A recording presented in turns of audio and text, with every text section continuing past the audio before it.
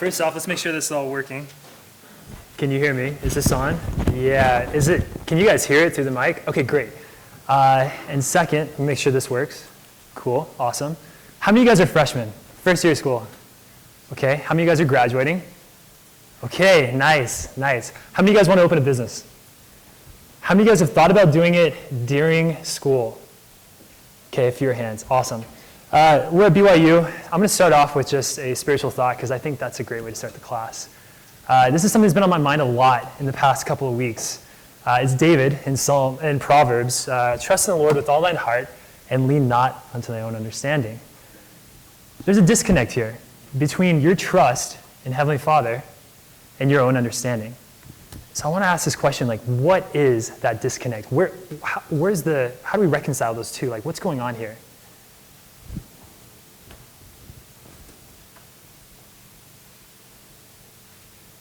Wow. Yes, thank you. What's your name? Brian. Hey, Brian. I think the disconnect is just that we can't see everything. Like President Dukor just talked the other day about how you can't connect the dots looking forward, Yeah. but God can. And so if you trust in His understanding, then He'll connect the dots a lot quicker and a lot better for you than if you just try to work things out by yourself. Good. That's great. Thanks. What else? Yeah. All right. Sorry. What do we learn about this? So what do we learn? Like, so if we understand trust from this, how would you define trust? I'm looking at this. Yeah. I think like trust, you trust enough to act on it. Uh-huh. Like you don't only just say you trust, like you go forward, and then that kind of shows your trust your way. That's great.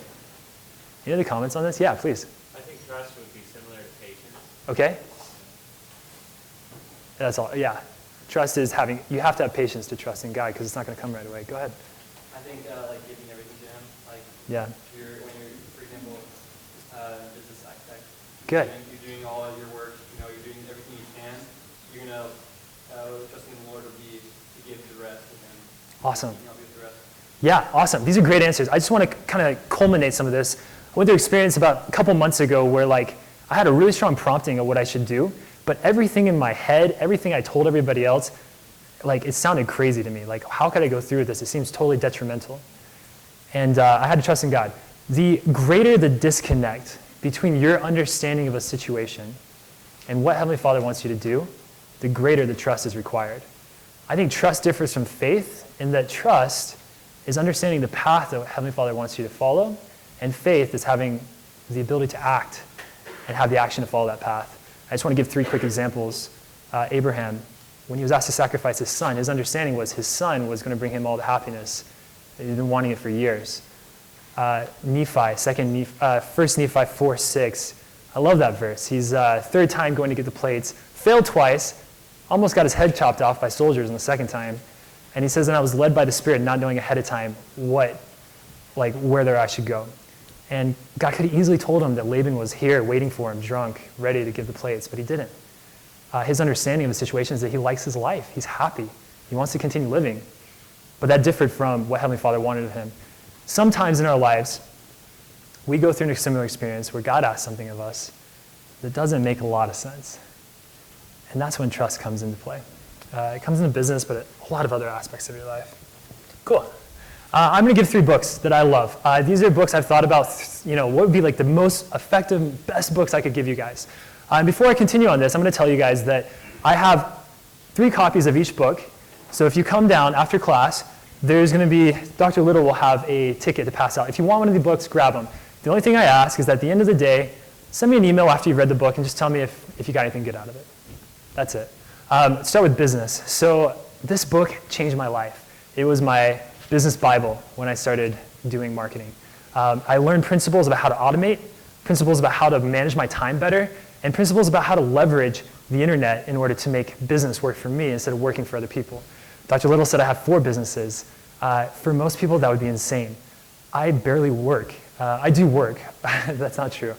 But it runs itself. I've set things up in a way that every business is kind of like a passive income that runs itself. And when I want to grow it, I invest more time into it. Cool. Relationships. About a year ago, I was engaged, and it was awesome. Things were going well, and then things just ended, and that happens, right?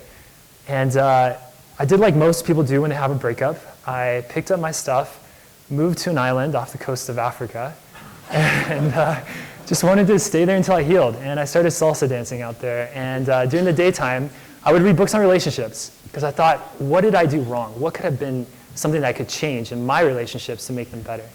And I wanted to know that. And after about 2 months of literally just all day long studying these things, this was the greatest book I've ever read anywhere to affect relationships.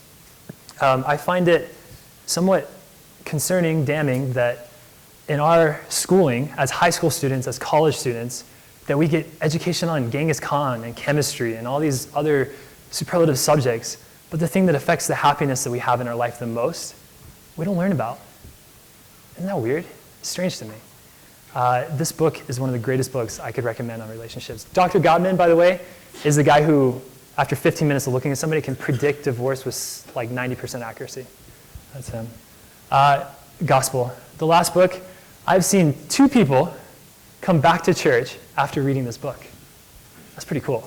I love this book. And this book is not a seminary teaching tool. This isn't going to help you understand the scriptures better. The Crucible of Doubt will help you live with your doubts that you have. And if you don't have doubts about the gospel, then I don't know. I think everybody does. I think to some degree, if we just hide them, if not. But like being able to live with that and understand where those doubts come from, and that you can still hold on to your 1,000 kilograms of truth over here and not, forsake it for 5 pounds of something you don't understand. And it's a phenomenal book. So I recommend all 3 of these. Okay, give. Last, we'll call this our business admin slides before we get into things. I was dating somebody once, and she did not make a lot of money at all. She made very little money, and every month she would give to charities. And not like charities like nonprofits. She would go out and find people to give to. And I asked her about this, why do you do this? And she says, most people think that giving to charity is something you do when you're older, when you have a lot of money. And that's not the case. Giving is a habit that you form now. And you formed it at this time in your life. And that really struck me. I somehow find myself having no problem spending $50 on dinner, but giving $50 to a charity is like, whoa. My advice for you is right now in your life, it doesn't matter how much it is. It could be a $5, a $10, it could be a meal. It doesn't matter. Set aside a monthly charity budget. Set aside money every month that you're just going to say, hey, I'm going to give this to cool projects, to people who have need. In some sort of way. And I promise you that if you'll do that, Heavenly Father finds opportunities for people to come to you and to be a useful instrument in helping making a difference. And it's such a rewarding experience. Start giving now. Develop that habit. Okay, let's get into things. Let's start off with this, because I've got some friends. I'm going to tell you about them in a little bit. But I got some friends that, one guy, he works for a medical company, pharma. He makes like $120,000 a year. Killing it. Hates his job. Hates it. But the opportunity cost of switching to another job is just too high. He doesn't want to do that. I want to ask you guys a question. I want to kind of see where you guys are at. So over here we have Jake. And Jake is a junior in business school. How many are juniors? Any juniors in here? Nice. Good place to be. He has $3,000 in the bank, shares a dorm room, and rides a scooter to school. And I'm not talking about I'm talking about the push scooter. That was me when I was at the business school. I rode that scooter everywhere. And then Bobby, he has an MBA from Stanford, $100,000 in the bank, 3 kids, owns a home, drives a Lexus to work. These are the scenarios. I want to ask you guys a question, and there's no right answer. I just want to hear what you guys think. Who is in a better situation to start a business? So I want you to raise your hand. Raise your hand if you think Mr. Jake here is in a better situation. Okay, stay right where you are. I'm going to call on you. What's your name? Drew. Go ahead and stand up, Drew. And then who's good with Bobby? Who thinks Bobby's in a better situation? What's your name? Benjamin, stand up. All right, let's hear from you guys. Why Jake? I think because Jake is way more time than Bobby does. Bobby has a full-time job. He has 100 kids he has to take care of. The opportunity costs, like you said, is too great for him to give up what he's doing right now to big time start a business. And Jake has that time. That's good. Anything else? That's awesome. What do you got? Bobby has capital to start a business. Capital is important. Capital to start multiple businesses. So like you, maybe he could start a few Yeah. He's smart and he has an MBA from Stanford. So he's a pretty sharp cookie. He could do it if he wanted to. That's awesome. Huh? And knowledge and experience in the industry. Knowledge and experience in the industry is super important. That's awesome. Who else has some stuff to add for Jake or Bobby? Yeah, raise your, yeah. I think Jake has less connections. Okay. As far as things that will tie him into his place, so he can be more unstable. Yeah. Like Bobby has a family that he has to provide for, so doing something that might be a huge financial risk wouldn't be as easy of a move as it would be for Jake. All right, I want to talk about that for a second. I'll come back to you guys in a second. What he's saying right now is that the opportunity cost for Bobby to start a business is huge. He's got kids, he's got a wife, he's got a job that he's having to work at all the time. What happens if he doesn't bring any money in? He's making $100,000 a year right now. What if he makes $20,000 for the next year and a half? You think his wife and kids are going to be happy with that? Probably not. Go ahead. Who had the comments over here? I just think that since Bobby has an MBA, he has more of an advantage. Uh-huh. Jake doesn't have one yet. I would say the majority of people in college feel and resonate well with you. Anybody else? Yeah. You said Jake has a lot of resources being in school. Yeah. A lot of professors and, Uh-huh. and community what you about other things like the Rollins Center that can help them get started. Yeah. I'm going to take 2 more comments real quick. I think it largely depends on the intent of the business that they want to start. Interesting. If it's going to be a lifestyle business, Bobby is way farther ahead. Yeah. But if it's going to be a scalable venture where you're expected to not bring in almost anything, Jake has a good opportunity to be able to scale that while not bringing in any money. Excellent point. Excellent. You had one more comment, somebody? Yeah, last comment. Yeah, I think you know the Stanford MBA has a really good network for entrepreneurship in particular. Cool. That he has a lot of advantage. Yeah. He knows that have done it, and mentors and fundraising would be a lot easier for him. Yeah, I agree with that. This is doctrine according to Brigham Dallas. The whole slides, I tried to pick things that I thought were important and relevant to you that you would not hear from other people. These are my points on this. If you love it, great. If you hate it, that's fine. Take what you want and apply it, and the rest of it, don't take it as like the law or the doctrine, but this is my thoughts.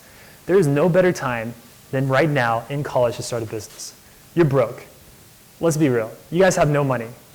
You're not going to lose much money. You're already broke. You have nothing to lose on that. You have all the time in the world. If your business doesn't pick up for another year, who cares? You have a whole year until you graduate, 2 years until you graduate. You have time to let the business gestate. Businesses need about a year to start seeing returns.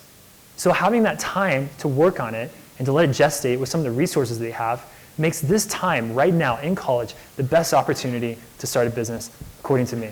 I talked to my buddy, his name is Josh, and he's like, yeah, man, I'd love to do what you do. I'd love to have that freedom. But I work a 9 to 5 and I come home and I'm exhausted. I don't want to spend another couple hours on a business. And businesses take time. They're a baby. They take a lot of time. It's a very difficult situation to say, I want to put that off till later, because later might not happen. Start a business now while you're in college. Cool. This is my first business. I wanted a business more than anything. I was in this class, and there was a dropshipping seminar, and they were talking about what dropshipping is. And I raised my hand, and I started asking questions about it. I say, wait, so your understanding is like you don't own the product, you don't do any of the shipping of it, you don't have to manufacture or design or any of that. You just literally sell it, and then you get paid for selling it? He's like, yeah. And I'm like, well, how much time are you actually spending on this? He's like, I don't know, a couple hours a week max, just like fulfilling the orders. Wait, so you're making money, and you're doing like nothing? And he's like, yeah, that's kind of how it goes with dropshipping. That is awesome. I want that so bad. So I started looking, and I started trying to find a business that I could sell, and I couldn't think of anything, because finding a business is hard. It's not an easy thing. And one day, spring's about to happen. I got my classes for the summer. Everything's ready to go, and it rains, and a worm crawls across the ground. And I look at that worm, and I say, why not? Let's check it out at least. I'm desperate at this point. And I go online, and all I see are these businesses that are like mom and pop shops, farmers, guys that don't know how to code a website. And I look at that and I say, I don't know how to build a website. I don't know anything about marketing. I don't know anything. But I certainly could do a better job than them. I didn't know at the time, but this is one of my business principles that I live by. If you can't compete in the top 3, don't compete. Why do you guys think that would be a good idea? Yeah, go ahead. I think that with the market share, the top 2% is going to be so large that eventually, if you're not in that top 3, then just gets pushed out. Okay, market share. I want to talk about that. 80% of searches happen in the top 3 searches organically. It's good. What else? Yeah. Don't make people want a lot of choices. It's nice if there's one person who does it well. Yeah. If you're not that person, then Okay. you're out of the game. You're out of the game. Okay. One more comment. One more. Yeah, go ahead. I think there's better opportunities out there. It's not that you shouldn't start your own business, but it's that there's better opportunities out there. So good. Yes, exactly.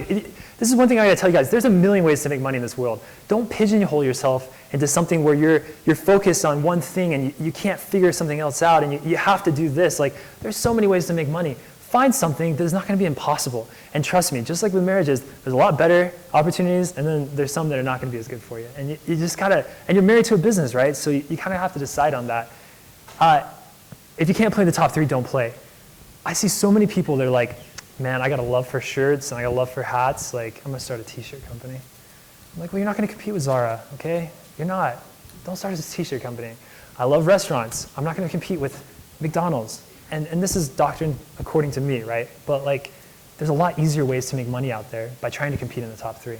Caveat, if you can get a profitable pay-per-click advertising company, you're already in the top 3. You're already on the top of the list. So that is one exception. Second thing, I'm talking about products, not just advertising. If your product's not in the top 3, people are not stupid. All right, they look at your product, they look at everybody else's, and they say, this product is better than that product. People look at 10 different things before they search and they decide to buy something. If you can't make a product that's better than the other 3 out there, the top 3, then don't make that product.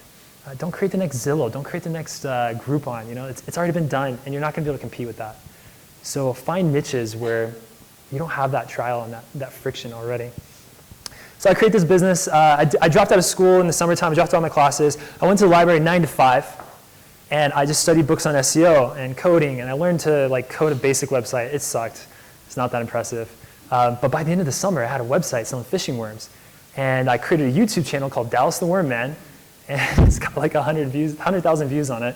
And this is me giving a video about how to compost with cold weather. It's the dumbest thing. I was gonna play it, but we don't have time. It's stupid. So then a year goes by, and I'm like selling all these worms. I'm making a grand total of $1,500 a month from this worm company 8 months later. I'm doing pretty good. You know, I'm making about what college students make. I feel okay about that. I wanted nothing more than to leave school and travel. That's what I wanted in my life. And hey, that's great. If that's what you want, you go do you. So that summer, I stopped my classes and moved to an island off the coast of Cambodia and lived in a bungalow. And I was so poor that that bungalow with this little queen bed was shared with another guy, a German roommate. We had a mosquito net. We had a mosquito net, and then we had a fan right here. And that was it. And that was my life for a while. And this turned out to be the best thing I could have done. Because on that island, let me tell you guys something about island living. And this is important for business. I don't think you're going to get this perspective from other people. There's nothing to do on an island. There's nothing. You're not like, hey, let's go to the beach. You live on a beach, you know, you're already there, you know, and you're not like, hey, let's like meet up and go do things. Like, you just kind of sit around and talk. That's kind of what island life is like. And so from 9 to 5, I would just start studying things. And I met a guy named Perry Stevens and a couple of other digital nomads that were kind of living this lifestyle that I thought was like so cool. And he did SEO for a living. And I started picking his brain. And if I lived here and I was trying to study SEO at the same level as I was doing there, I don't think I could because people get so busy and they don't want to give you that time or that connection. But out there, like, I'd be like, hey, I got a question about this. He'd give me some answers. I'd go research it, and I'd learn more about SEO. And finally, from this experience, I started Dallas Media. It's a pay-per-click advertising company where we do advertising for large businesses like Vivint, Myriad Genetics, and a couple of other companies. And I started that living on this island.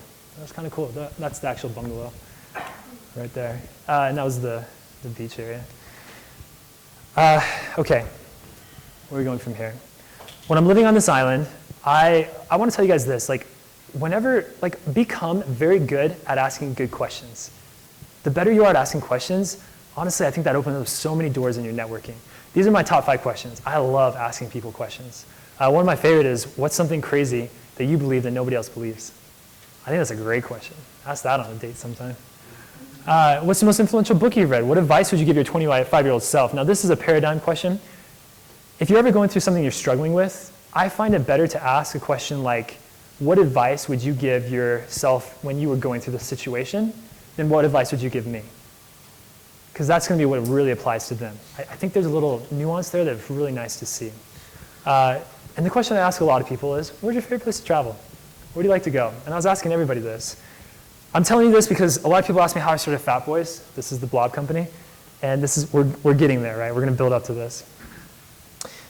Two French people, at 6 months apart, while I'm living in Thailand, came up to me, and I asked the question, and they said to me, I'll try to do the voice, he goes, "The most beautiful place I have ever been is this volcano in Indonesia called Mount Bromo.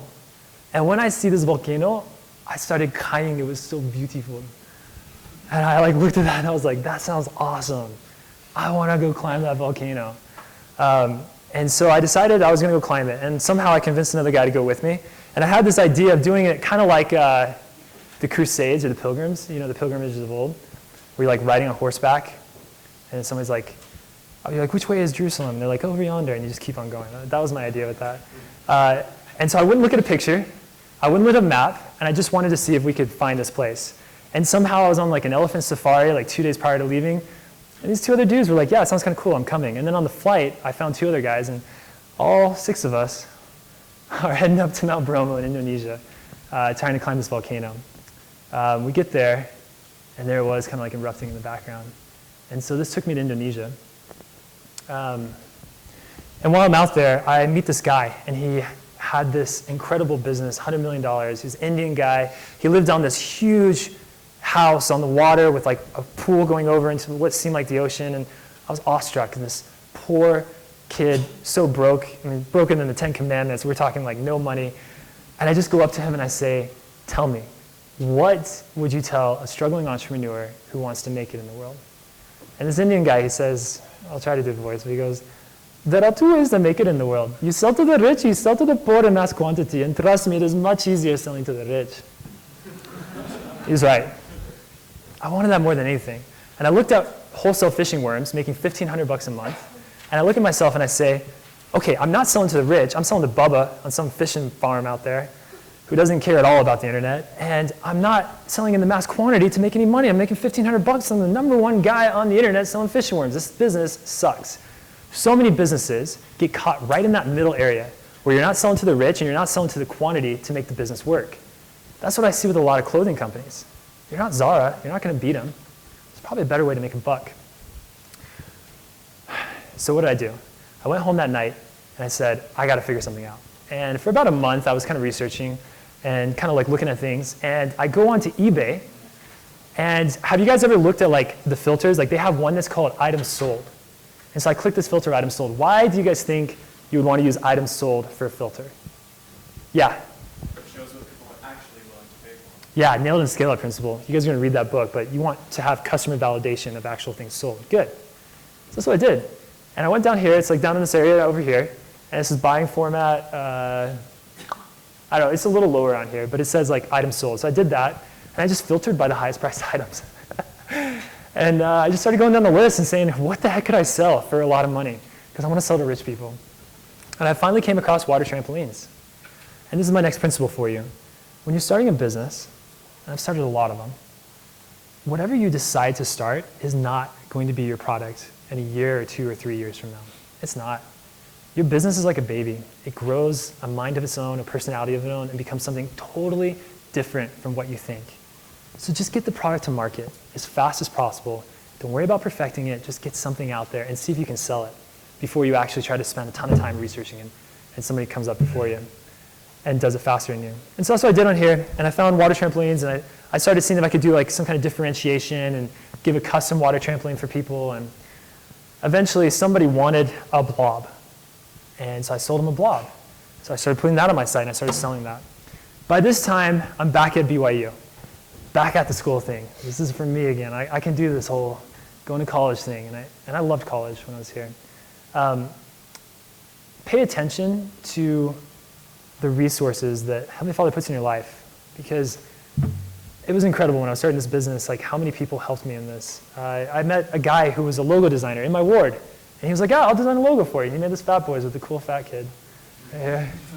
And then I met another guy who was an engineer, and we kind of I have an aeronautical engineering background from the Air Force Academy, and so we were talking, and we kind of came up with these principles. And the way this works is you got concave to convex, pressure goes in like a water spigot and shoots out, and then you got a pod-like shape. Whereas most blobs, you kind of sit just a little bit in. But this blob, you really go in really deep. And so you get that full 90 degrees range of motion like a catapult. And that creates a better launch.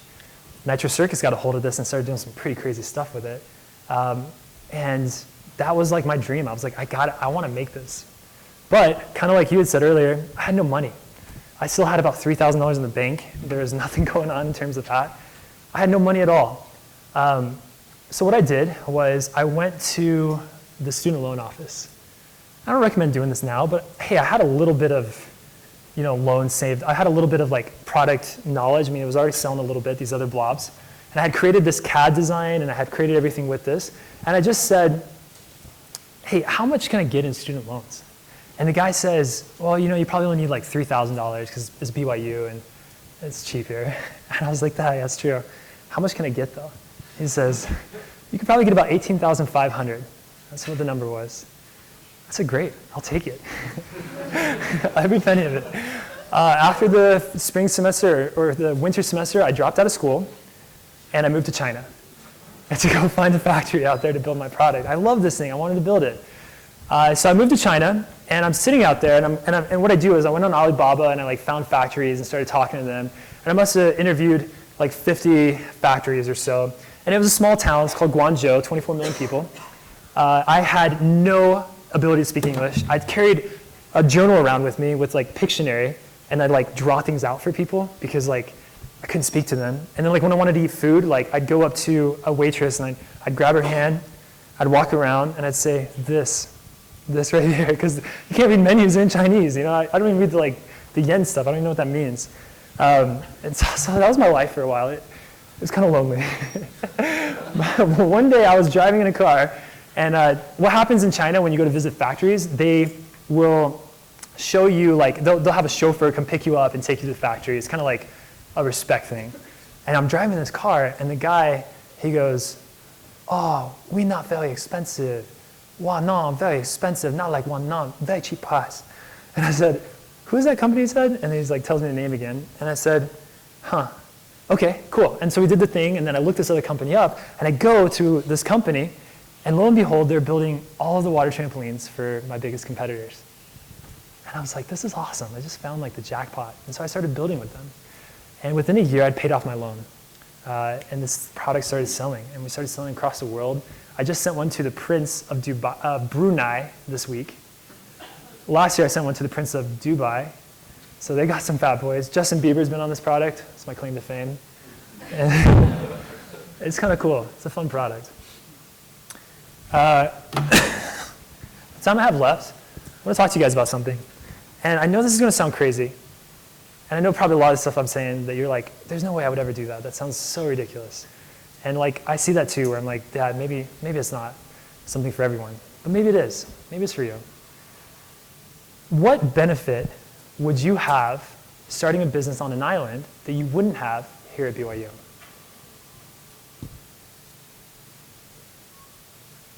Nothing, huh? What do you got? What is one benefit you would have starting a business on an island? Okay, let's hear it. It's one that you mentioned, lack of distractions. Okay, really good. Before we go on, you here at BYU, you have church, you have ward prayer, you have FHC, you have institute, you have soccer leagues, you have dates, you have all these things, you have times with friends, you have school, all these things to take your time. When you're living on an island like this, you could twiddle your thumbs all day and no one cares, like at all. You have all the time in the world. And if you pick something productive to do at that time, think of how much you could accomplish by not having any distractions at all. Awesome point. What else we got? Same thing, huh? Yeah, and that's really what it is. The other thing you have is you have a deadline. You're going to pick a time to go to this place and your visa's going to end at some point. And so either you're going to accomplish what you came to accomplish or you're not. And the third thing that you have is inspiration. There is something, I promise you this, I've done this so many times now. Every year I go somewhere cool and different. There's something that comes from living in a different country, speaking to different people, having your entire surroundings completely different from where you live now, that is inspirational for starting businesses or for doing whatever you're trying to do, to heal from whatever it is, or to go do something awesome with your time in your life. Picking an island to start a business might not be a bad idea for the summertime. And if you don't have a business idea, go do it anyway. It'll be the best education you'll ever get. I promise you that. Every business I've started has come from living in a place where I had nothing to do. You get bored. Okay. This is a principle that I want to talk to you guys about now. Cool, we have some time. Basically, it's this idea of minimalism. It's this idea of having your many choices that you have and focusing on the ones that will bring the most value to your life. So to illustrate this principle, what's your name? Steven. Steven's down here. Can you stand up for a second? Say hi to Steven. Hi, Steven. Okay, if you had to pick just 3 t-shirts to wear, that's all your t-shirts that you could wear, would that be one of them? Yeah. Just one of the other 2 just like in different colors. That's awesome. That's awesome. Thank you. What about you? Would that be one of your t-shirts? Yeah. Pretty cool. Anybody else wearing a t-shirt that would be their t-shirt if they only had 3 to wear? How would you choose what t-shirts to buy if you knew you were limited to only 3 t-shirts? How would that change your decision? How would you do things differently? Yeah, please. Versatility, what can I wear in this climate, a different climate? Yeah, that's great. That's awesome. Yeah. I would just make it as comfortable as possible. Yes. Comfort and then color, right? Like you want it to go with as many things as freaking possible, right? Anything else? Yeah. Probably be willing to spend a lot more money. Yes, you would. You would be willing to spend whatever you want because you only have 3 of them, so who cares? Did you have a comment or anyone else? I own less than 5 t-shirts in my closet. And I kind of like live by this principle. And same thing with all the other clothes. And they're the best t-shirts I could find. And if I didn't love it, I'd throw it away. And when I do get rid of one shirt, I buy a new one. And I don't have more than 5 at a time. So you'll see my whole wardrobe in like 2 weeks. It's like kind of boring. But there's a principle to be taken from this. Imagine if you did this with your life on the priorities that you have and the choices you're choosing. You guys know who Warren Buffett is? Warren Buffett, business guys here in this room, you guys know who that is. He had a pilot called Mike Flint. And Mike Flint and Warren were talking one day, and Mike's like, hey, I have all these career goals. In the next 25 years, these are the things that I want to accomplish. And Mike he's flown presidents. I mean, he's a very accomplished pilot. And he says, hey, here's my goals. And Warren says, that's great, like, let's write them down. So he writes down his goals, and he comes up with a list of 25. He says, awesome. I want you to circle your top 5 goals. Mike says, cool, I got those. And he circles those top 5 goals. And then from there, he says, I see where you're going, Warren. What you want me to do is to take these 5 goals and work on those as a priority, and intermittently throughout my career, start working on those other 20 goals. And Warren Buffett says, nah, you don't understand. That other list of 20 things just became your avoid at all cost list. Don't think about it, don't talk about it, don't look at it, don't put any resources into this thing until you've accomplished those other 5 things on your list. Imagine if we thought about businesses like that. Imagine if we thought about our time here at school like that. I don't want you guys to answer this out loud, it's rhetorical, but what are some of the things that you really want to accomplish while you're here? Because I guarantee you, you're doing some of those things that are not on that list, even today. I challenge you guys to go home, make a list. To do a list of 25 things, you have to kind of lower your standards, okay? Because you're gonna think of 5 off the bat, and then you're gonna be like, oh, I'm done. I challenge you to get to 25. Think of things that you wouldn't do normally, like maybe going to a restaurant, maybe doing a sports team, getting an A in school in something, starting a business. Yeah, that's awesome. And build that list and see what's the most important to you. And then spend the time working on just that. I kind of stumbled on this principle because I travel a lot. I used to live out of a suitcase for like 4 years. And I had all my clothes in like half the suitcase, and I had like shoes in the other half. It was a very minimalistic lifestyle. And when I go places, it gave me the opportunity to restart completely from scratch. I didn't know anybody. I didn't know anything. I had one thing that I was going to work on when I was in this country, and I just worked on that one thing. And it caused me to think about what are my goals in life. So this year, for example, last year, I wanted to learn Spanish. That was a cool language. And so I studied for 6 months, an hour a day, and I moved to Colombia. And I asked all my friends ahead of time, I said, what Spanish language has the most neutral accent? Everyone's like, yeah, Colombia is really good. You know? And so I went down there, it was super neutral, and in 2 months I picked up Spanish, and I'm conversational now. And my goal was, I went out every day, and for 6 to 8 hours a day, I would talk to people on the streets. And I had to engineer questions, and I'd say, hey, what do you do for work? Tell me about your family. Tell me what you did today. Tell me what you did yesterday. And I have to engineer questions around stuff I knew the answers to, or kind of a little bit, and just start writing it down. In those 2 months, I grew more than most people grow with a year of taking Spanish in school. In that 2-month time period, because I was so focused on that. think about what you guys want to do. And go out and accomplish it. In the time that I have left, which is 4 minutes, cool, we're gonna end early. In the time that I have left, what I want to talk to you guys about is my third business, fourth, third, whatever, Sugar Me Wax. It's a chain of Brazilian waxing salons down in Phoenix, Arizona. Why would anybody get into Brazilian waxing? I have no passion for hair removal. I couldn't care less about it. But the metrics looked really good. And we talked about earlier having two types of businesses. You either sell products to the rich or you sell in mass quantity. One of the advantages of selling to the rich is you don't have to worry about production costs so much. You're not invested so much in the manufacturing as you would be if you're trying to produce a product in mass quantity. A lot of your investment there goes in actually building the machinery to actually build the product at a lower cost. That was what this product was. So it's a service, Brazilian waxing. But what I love about it is that hair grows back. Every single month, hair grows back. It's a 28-day hair cycle. And so right here, this is the last thing I wanted to leave you guys with. When you're looking at businesses, CLV, customer lifetime value, the lifetime of a customer is key.